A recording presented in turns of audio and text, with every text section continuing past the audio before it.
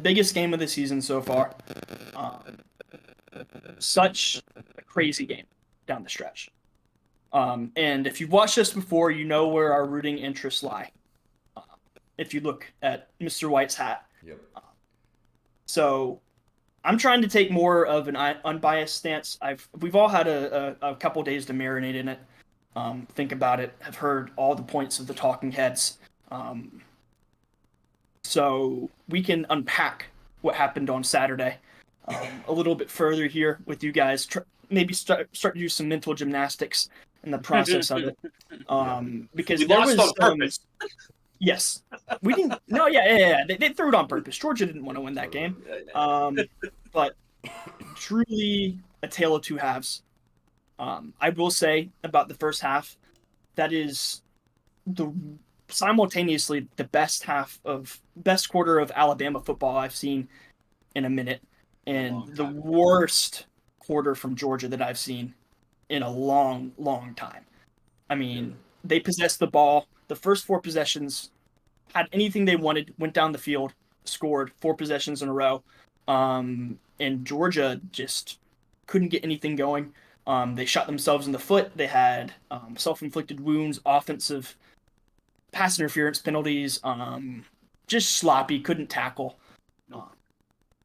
And then halftime came around, and I would like to get y'all's take on this because I've been reading a lot of things, watching some videos online, breaking down some film, and I think the common theme among at least Alabama fans, which I'm not trying to discredit them, they deserve to win that game. There's no question to be in my mind that they played their asses off, deserved to win that game. Mm-hmm. However, the contention is that Alabama got conservative and let their foot off the gas, and that is the reason why Georgia came back. And to be completely honest, with the way that they were playing it on both sides of the ball, Alabama down the stretch, I think that's not true in the slightest. No. Because you saw them run trick plays, whether it was reverse passes or Milrow acting like he didn't know the call and snapping the ball directly. They continued to try to do what they were doing offensively, but Georgia adjusted down the stretch. And honestly, from after the point of them scoring the 28 and then the intentional grounding in the end zone, they were stifled pretty much until that Ryan Williams touchdown there at the end. Mm-hmm. Yeah. They didn't have much going at all. And I don't think it was for a lack of trying. They didn't keep the ball on the ground and try to bleed the clock. They were taking shots. So I want to hear what y'all think.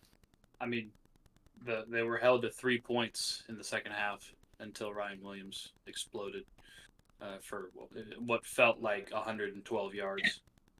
Yeah. But, I mean, yeah, like, Brandon, you said it already. Just looking at the box score, you can, looking at this, you'd be like, oh, well, Georgia was down 28-0 at one point, and then turned around and outscored Alabama 27-11 in the second half. So obviously Alabama got conservative, and just wanted to play keep away.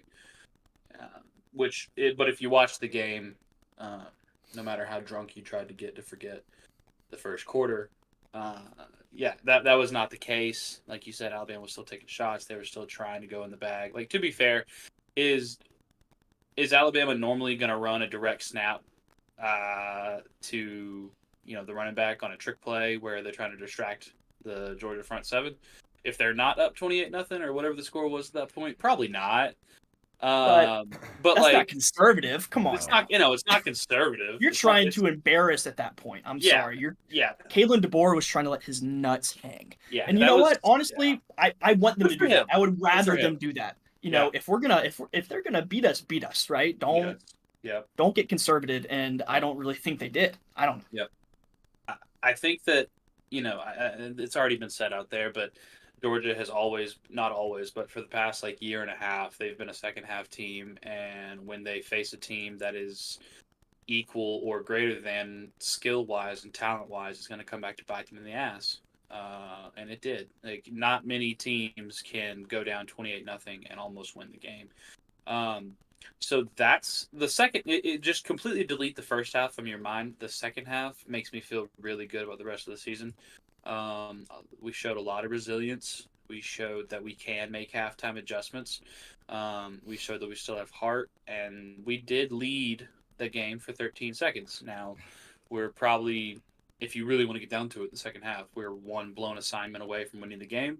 I'm not. I don't want to look at it like that, because I never in my tenure on this channel would I think that Kirby would get out coached off of both teams coming off a bye week, unless the other coach's name was Nick Saban. He did. He got out coached. Yep. He got. I don't know if you can blame Bobo, and you can blame the like 3 co-defensive coordinators that we have, but at the end of the day, it comes down to the head coach, and we got beat. Shout out to DeBoer. He coached his ass off because, like, yeah, they were at home. Yeah, they have all of this expectation for themselves, and it's like, oh, well, the media is hyping everything up. Saban would call it rat poison, but, like, he did. He outcoached Kirby Smart, and I remember we had a video a couple of weeks ago talking about the gap in college football as far as coaches go, and I'm not going to lie, that first half shook my faith in Kirby a bit. Now I've talked myself off the ledge, but I wouldn't trade him for anybody. But honestly, I don't know. It's nice not being number 1 or 2 a while. Yeah. I feel like I've talked a lot, so I do have a story to tell at the end, but like I want to get someone else. We'll wrap it. Yeah. I can kind of bridge that. I agree with a lot of what you're saying. Definitely got out coached, especially in that first half. That was, like you said, some of the most sloppy. It was a bloodbath, especially. Like, did they forget quarter. Just Jalen Milroe can run? It was a whole meme in college football 25. Like, you have Alabama, you run with Jalen Milroe. I'm totally sorry. And we saw that in some of the second half adjustments. They were doing things to limit him getting out of the pocket. The containment was a lot better, especially in passing situations. They didn't let him escape the pocket. They didn't let him, take off with his legs. We saw a lot of that in the second half with Georgia. But I think the first half, like, obviously coaching is going to factor a lot into it, but execution's there too. I mean, our wide receivers, it was an X factor going into the game, right? Yeah. Can Georgia's wide receivers make a play against an inexperienced Alabama secondary? And most of the night, the answer was no. Second half, it got better, but in that first and second quarter, we got absolutely nothing. Arian Smith, Carson Beck dropped that ball first or second drive. I believe it was the first drive. It was the first drive of the game. Dropped into the bucket, like right here. I even said, Brandon and I got to watch this game together. I looked at him and Chris, and I said, that is Reggie Davis. Real Georgia fans know 2013 Reggie Davis against Tennessee. It's a deep cut. Yeah. Or 2015. I believe it was 2015. Sorry, correcting myself there. Drop in the bucket, same kind of pass. Absolute dot. Just goes straight through the hands. So a lot of it is on execution as well. We couldn't sustain a drive, which just fed into the Alabama machine. They just took it to us in the first half, and it was, in the end, too much to overcome. Now, the second half, I will say that is some of the most inspired football that I've seen a Carson Beck-led Georgia team play. I think they corrected and cleaned up a lot of those things. They executed a lot better. Dylan Bell played an incredible second half. And honestly, I think, let me see. Running back, I mean, ETN kind of got going, but I still need to see more from the running back room, to be honest. But it's... I mean, he got 100 yards receiving, though. That's pretty good. Carson Beck had the quietest 400-yard passing game I've ever seen in my life. He absolutely did. Yes. But I think, end of the day, there's a lot to build on, especially from that second half. But I think it's a good kind of point for both the coaching staff and the team to kind of reflect and be like, hey, we need to prepare better for situations like that. Because we thought, struggling on the road at Kentucky, they'd clean up a lot of those things before going to Bryant Denny to play Alabama. That did not happen. So I think it was a bit of a reality check, but I think I feel better having come all the way back and then losing by a touchdown than I would, just getting absolutely killed and then just playing defeated in the second half. Yeah, I'd agree. I mean, shout out to Ole Miss for making that Kentucky 1-point win look a hell of a lot better. By the way, there you go. Kentucky's a good football team. They just got embarrassed by South Carolina. Yeah. The SEC bias says this is a deep conference. Mm-hmm. Absolutely, it is. The biggest thing that stood out to me was, like Noah, you were just talking about. I could not believe the level of execution that was being played to on both sides of the football. Offensively, blown assignments, miscommunications. There was one play that one of the interceptions Carson threw. They showed this look all night. They walked about 8 guys up, and they would either bring the house, or they would drop a few of them back off into coverage. It was one of those plays where they're giving you a heavy pressure look, and they brought it. And I believe it was Arian Smith. He audibled, or he called. There was some kind of miscommunication, because the interception that he threw was supposed to be some kind of, little jailbreak tunnel screen to the inside to Arian. Runs a streak, throws an interception. Little things like that you can't have in games like that, in environments like that. On the road in the SEC, one of the most daunting environments in the SEC, you have to take your moments when they're there. And on the defensive side of the ball, I don't know the last time I had seen so many missed tackles. In a game from the Georgia defense. That's what really surprised me, especially coming off a bye week. It did shake me a little bit with Kirby, to be honest. And I'm obviously not off the train. I never will be. But from here on out moving forward, I think that whatever was reflected into the second half, it is his duty to maintain that, because obviously that's the standard that he's built at this program and what he wants to see, and he knows how to get there. So I need to see it with this group, because on Saturday I'm thinking to myself, this isn't the group of guys. We were talking mad shit. I'm not gonna lie. Chris.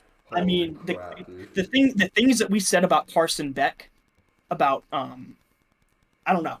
Things were said. He needs to break up with that TikTok girl. That's what Chris was saying. Yeah. Is that Haley or Hannah? I don't know which one it is. It's one of the two.